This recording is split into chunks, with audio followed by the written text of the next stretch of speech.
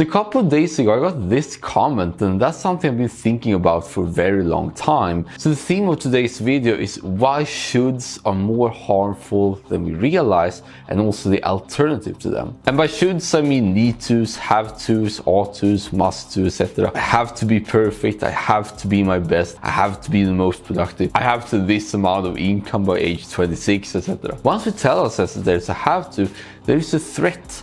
I need this or else. I need to have this amount of money or else. I need to be perfect or else. I need to be the most productive or else. And according to Dr. Cash, this behavior of labeling something that you need to and should and so forth is called demandingness. And according to him, it's one of the 4 ways to make yourself miserable. And the reason, of course, is that or else. But if you're like me, you probably have 2 objections by now. The first one is that we do have real needs. We do need air, we do need food, we do need shelter, we need a day job unless we don't need it. If you're watching this video, chances are that your air needs and food needs and so forth are already taken care of. But when it comes to day job, it can be a little different story here. And I would say it's a lot more contextual than one might realize, which I'll come back to later in this video. The other objection is really what's wrong with having these shoulds. But labeling something as should or else, it implies that there is a threat and we don't like the threat. But if we like the threat, then it comes to the solution here. I found that the key to being non-needy and not having these overbearing shoulds while at the same time being our best selves in terms of productivity and stuff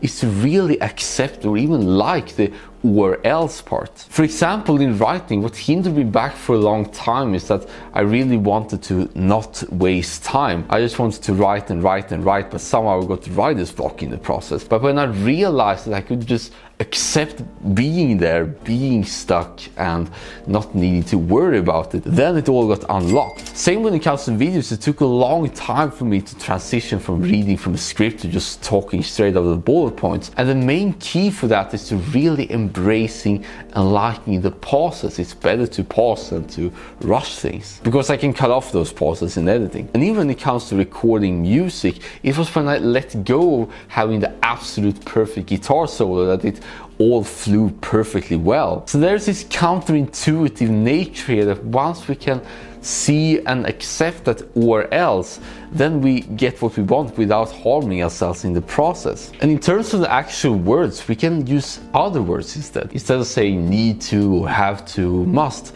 we can say stuff like get to and like to and prefer to and so forth. Then we still get the same effect, but we are no longer burdened by this imagined threat. The last thing is when you browse the internet, when you browse YouTube, etc., you can see a lot of absolutes like do this in order to get this, etc., and don't do that and so forth. But it's often more contextual than we realize, and there could be a lot of exceptions to each individual like you and me. For instance, I'm breaking a lot of rules when it comes to, focus and so forth. Like I'm told to not have a phone beside me, but I do have phones beside me. I'm the most productive ever. I'm told to not use the phone before I go to bed, but I use the phone before I go to bed and I still sleep very good. I'm told to having this elaborate morning routine, but right now it's only 20 minutes and it's only going to shrink from there. Ideally I want to go to 0. So whenever you hear other people, like for instance me, talk about a certain principle and how you can apply it, always think to yourself that you're the expert on being yourself. You have the power and you have the freedom to see what